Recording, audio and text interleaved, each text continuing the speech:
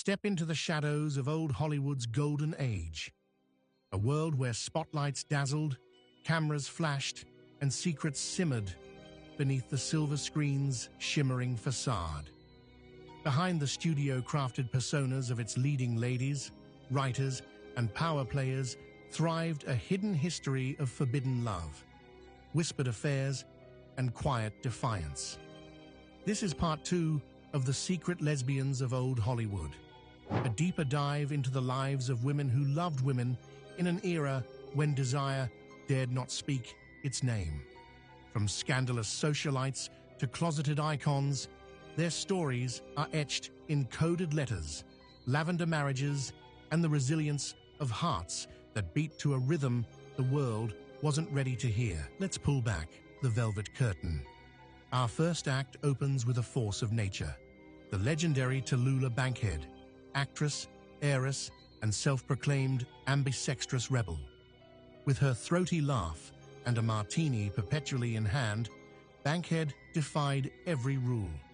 Her affairs were as bold as her performances. Men, women, and anyone who caught her sharp, seductive eye. She reportedly tangled with Hattie McDaniel, the groundbreaking star of Gone with the Wind, and comedian Patsy Kelly, whose brash humor matched Tallulah's own. Whispers even tied her to Marlene Dietrich, though both women cloaked their dalliances in denials as thick as the cigarette smoke in their dressing rooms. Bankhead's philosophy: nobody can be exactly like me. Sometimes I have trouble doing it myself. In a town built on pretense, she was a hurricane of honesty, or at least honesty on her own terms. Next, the flame-haired enigma, Maureen O'Hara, Hollywood's queen of Technicolor, whose on-screen chemistry with John Wayne in The Quiet Man masked a far more intriguing off-screen bond. For decades, O'Hara and actress Paulette Goddard, ex-wife of Charlie Chaplin, were inseparable. They globe-trotted from Paris to Mexico, fueling rumors that flickered like celluloid in a projector. O'Hara fiercely denied the gossip, calling it vicious lies in her memoir. Yet in Hollywood's coded lexicon, close friends often meant more. Was their bond a passionate romance, or a platonic partnership forged in a world hostile to both single women and queer love? The truth, like O'Hara's piercing green gaze, remains tantalizingly just out of frame. From the shadowy alleys of film noir emerges Clare Trevor, the Queen of Mean, who brought ruthless dames to life in classics like Key Largo. But off-screen, Trevor's heart belonged to actress Helen Jerome Eddy, a silent film star whose career faded as Trevor's rose. For over 30 years, they shared a life shrouded in secrecy. No joint interviews, no red carpet appearances, just a quiet devotion that biographers later pieced together through fragmented letters and studio gossip. Trevor once said, "In Hollywood, you're only as good as your last picture." But in her private world, love wasn't a performance. It was a refuge. Before she cast spells as Endora on Bewitched, Agnes Moorehead was already a master of illusion. The 4-time Oscar nominee never married, sparking decades of speculation. Biographers hint at romances with writer Marion Fairfax and socialite Edith Head, the iconic costume designer. Moorehead's diaries, sealed for decades, reportedly overflow with poetic odes to unnamed women, a lifetime of longing coded in metaphor.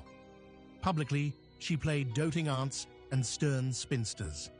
Privately, she may have been Hollywood's most discreet romantic, proving that even in the suburbs of Bewitched, magic and secrets could thrive behind picket fences.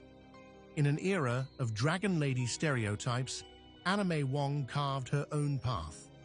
The first Chinese-American film star, a fashion icon, and a woman whose rumored affairs defied both race and gender lines.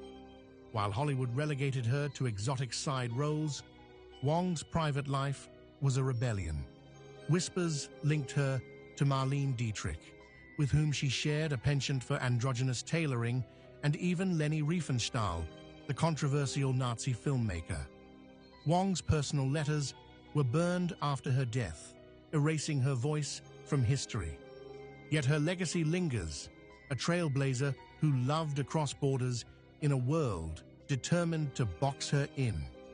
The 1920s roared, and no one roared louder than Lillian Tashman, actress, fashion maverick, and Hollywood's most audacious party host. Wed to gay actor Edmund Lowe in a classic lavender marriage, Tashman danced through affairs with Claudette Colbert, Greta Garbo, and a rotating cast of starlets. Her soirees were legendary.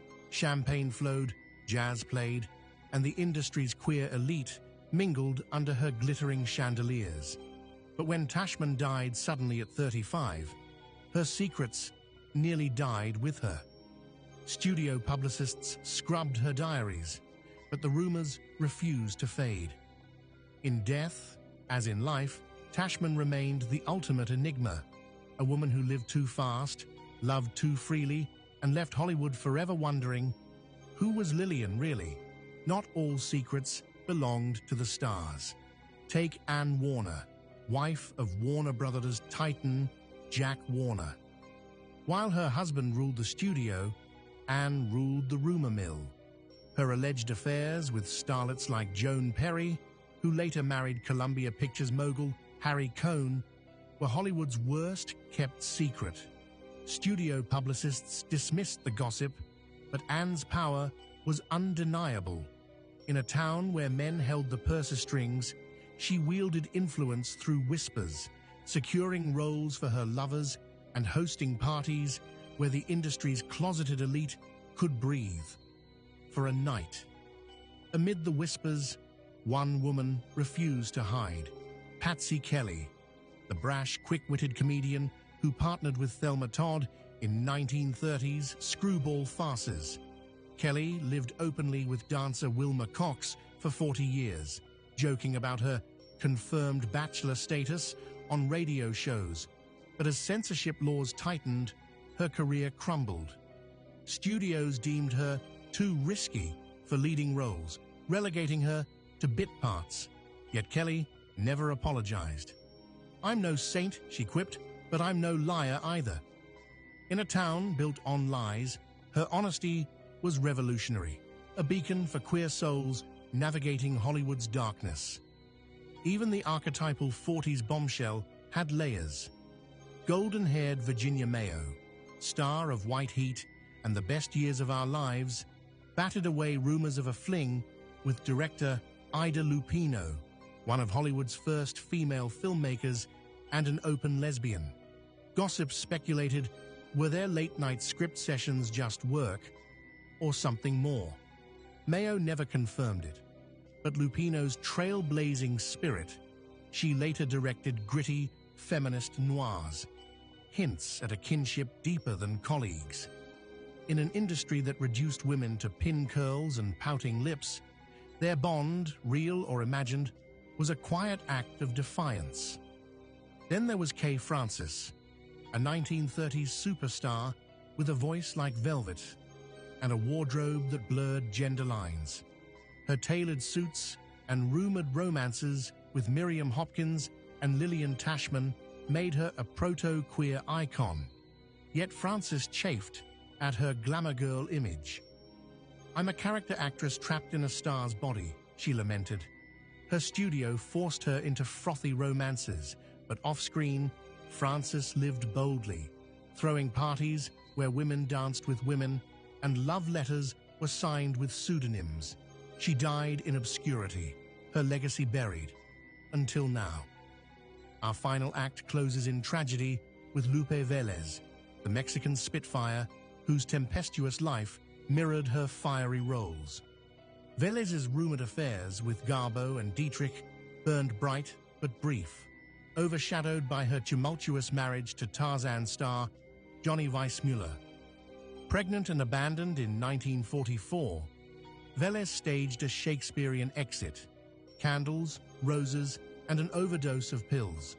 The scandal eclipsed her brilliance, reducing her to a tabloid punchline.